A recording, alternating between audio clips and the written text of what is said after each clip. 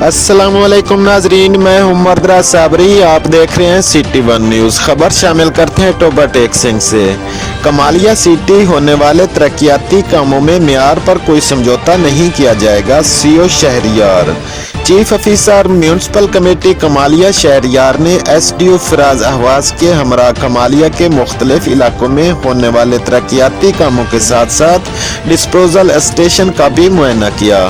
اس موقع پر P R O municipal committee Bahadur Ali Nanari بھی موجود تھے۔